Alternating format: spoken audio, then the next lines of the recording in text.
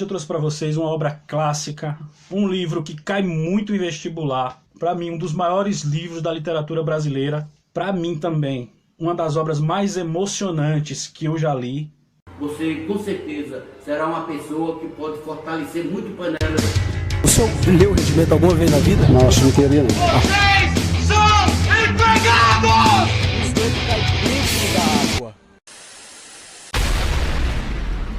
Vocês vão entender o porquê, porque hoje eu não vou gravar um vídeo com mecânico, nem nada. É mais um bate-papo com vocês sobre literatura, sobre conhecimento, sobre leitura. Vou dar dica para quem não gosta de ler, como começar a ler. Vou dar dica de livro e vou dar dica de literatura também, que livro e literatura pertencem ao mesmo mundo, só que algumas pessoas confundem as literaturas clássicas com as literaturas, digamos assim, ficcionais. Vou falar um pouco sobre isso também, né? Porque tem muito adulto lendo livro de criança e muito criança lendo livro de adulto. E a gente sabe que a literatura ela vai evoluindo. Quem tem preguiça de ler, eu vou dar umas dicas aqui bem bacanas. Vou até separar um livro aqui muito importante. Esse livro ele ensina você como ler. Aqui eu sei onde está tudo de cor. Aqui eu só preciso virar o braço e pegar. Pois bem, a dica de leitura de hoje é um clássico da literatura nacional. É um livro que cai muito em vestibular, qualquer vestibular, Enem. E ele retrata também sobre a vida, nordestinamente falando, sertaneja. Ou seja, sobre o nosso sertão, sobre o nosso povo. Nada mais, nada menos que Graciliano Ramos, com o seu clássico Vidas Secas. Esse livro que eu tenho em mãos, ele é uma versão especial. Eu comprei esse livro em comemoração aos 80 anos dessa obra. Ela foi publicada em 1938. E ela narra a história de uma família de retirantes. O que é um retirante? Alguém pode me perguntar e eu já respondo.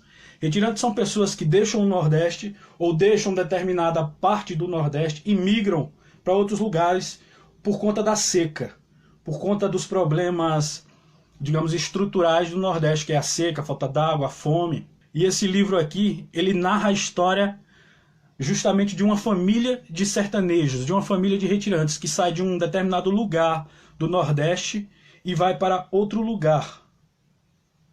Entendeu? Fugindo da seca, tentando encontrar um lugar mais propício para a sua subsistência.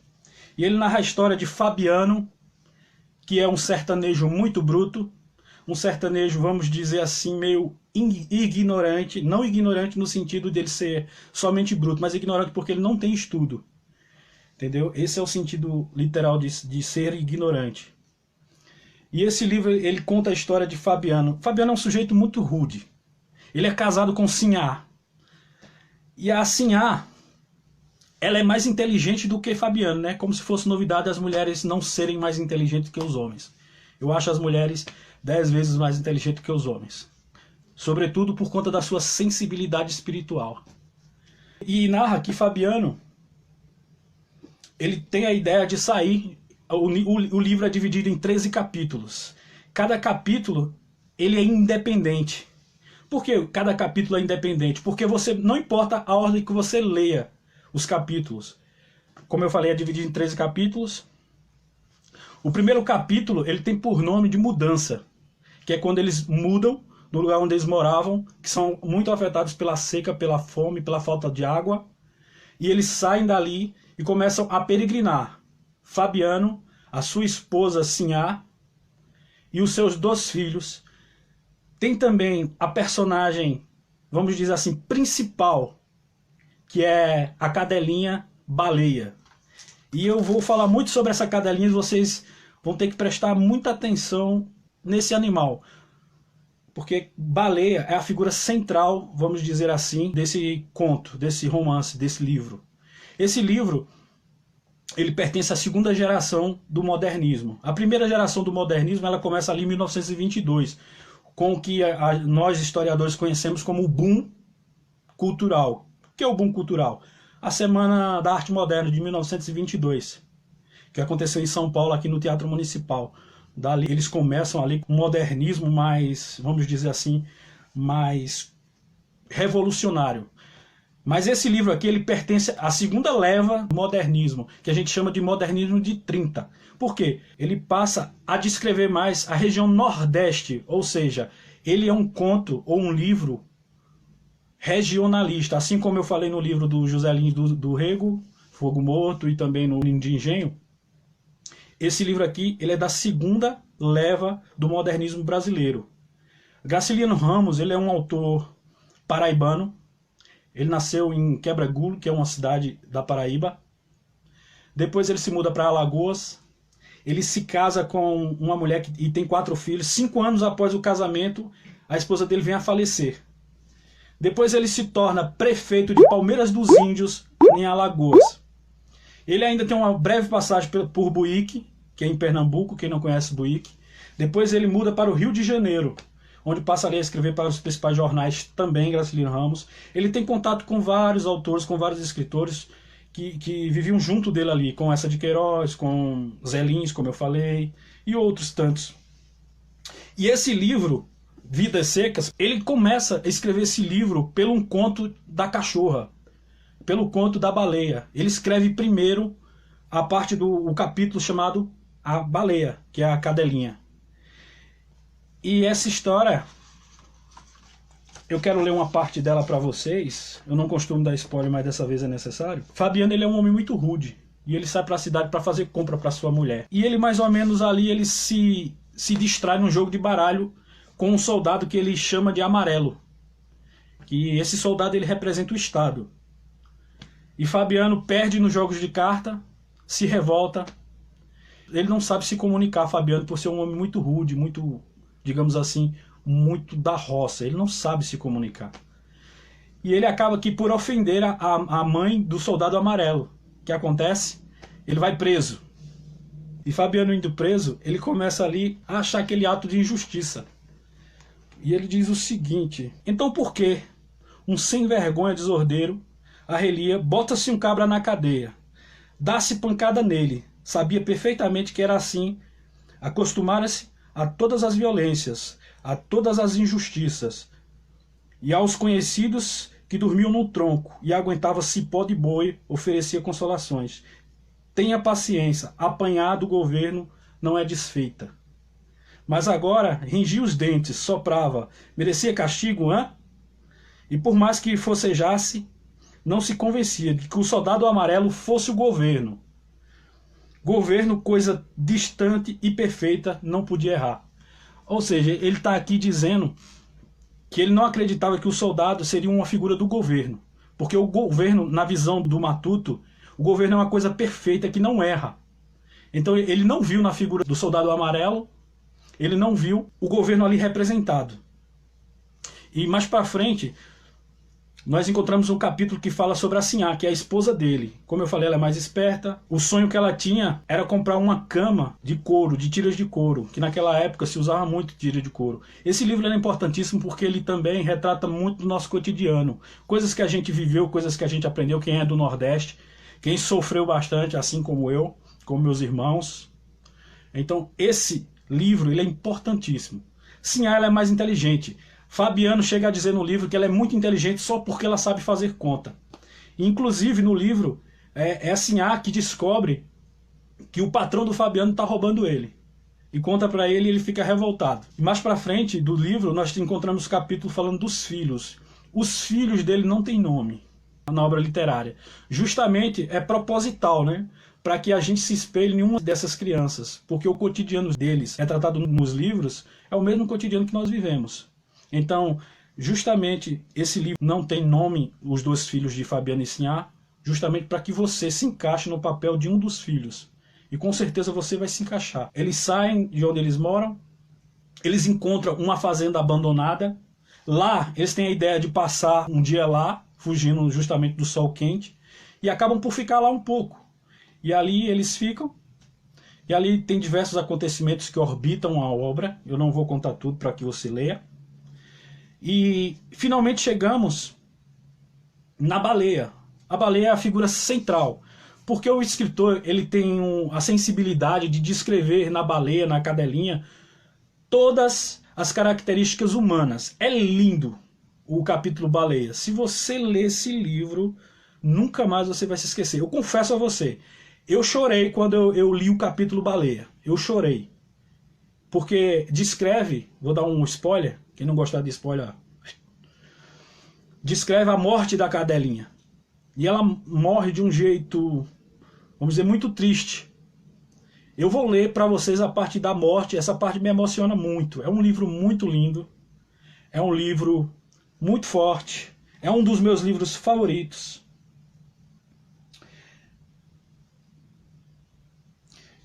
A cadelinha, a baleia, ela sempre é descrita aqui com características humanas. Assim como você que tem um cachorro, você que ama o seu cachorro, a gente sabe que no sertão nordestino, o cachorro ele é o melhor amigo do homem, principalmente no sertão nordestino.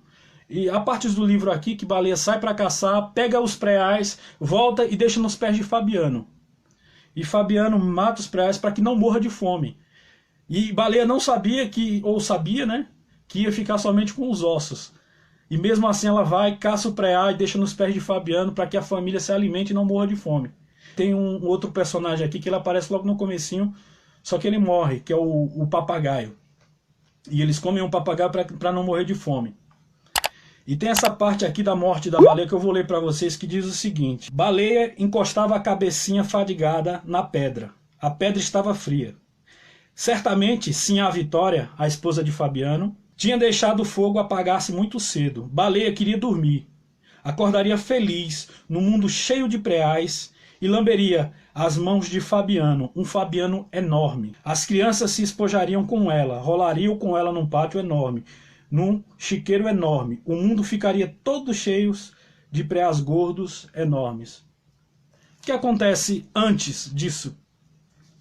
A baleia ela é acometida de uma doença muito grave. Ela pega sarna, ela pega outras doenças de cachorro. Então o Fabiano se vê obrigado a matar ela, a sacrificar ela para que ela não sofra por conta da doença que acomete ela. Então o que acontece, essa descrição é que quando o Fabiano dá o primeiro tiro nela, ele erra e atinge a perna dela. Ele atira nela, ela cai, ele não consegue matar ela do primeiro, ele recarrega a espingarda que é soca-soca, para quem conhece sabe o que estou falando, e dá outro tiro nela. E quando o Fabiano se aproxima dela, ela vê um Fabiano enorme. Ela não tem raiva de Fabiano, ela ainda tenta morder, mas ela vê que não pode morder ele. Ela reconhece ele no seu leito de morte, aquele cara que sempre alimentou ela, que sempre cuidou dela, que sempre andou com ela. E o Graciliano Ramos, ele tem essa delicadeza de descrever o último momento dela como de piedade com Fabiano. É tanto que quando ela sonha em um céu cheio de preás gordos, ela não está pensando nela. Ela está pensando que ela poderia caçar para alimentar a própria família dela, né? Que seja Fabiano, Sinhá Vitória e os meninos. Então, ela morre. A baleia morre. E é isso que acontece. É uma parte muito triste, eu me emociono todas as vezes. Eu já li esse livro 4 vezes, ou 5, não lembro ao certo. Mas eu já li muitas vezes, porque é um dos meus livros favoritos. E livro bom a gente tem que ler várias vezes, porque a gente sempre entende de uma forma diferente. Sempre tem alguma coisa que a gente deixa escapar.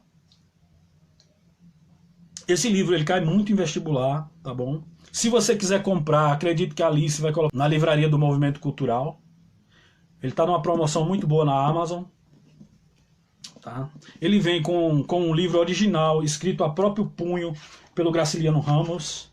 Vou mostrar aqui para vocês, não sei se vai dar para ver. Tá vendo? Ela vem com as partes originais, escrito de próprio punho do Graciliano Ramos. Essa é a edição especial comemorativa de 80 anos dessa obra, que foi escrita em 1938 e fez 80 anos em 2018. Esse ano está fazendo justamente 81 anos da escritura. Agora vem as dicas. Para quem não gosta de ler, muitas pessoas me perguntam assim: mas você e o seu irmão gostam muito de ler, vocês já leram tudo? Ninguém nasce pronto. Essa é a primeira dica, ninguém nasce pronto, certo? E como diz Petrúcio Amorim, o nosso cantor caruaruense, toda caminhada ela começa com o primeiro passo. O primeiro passo é você ler. Existem vários métodos de leitura.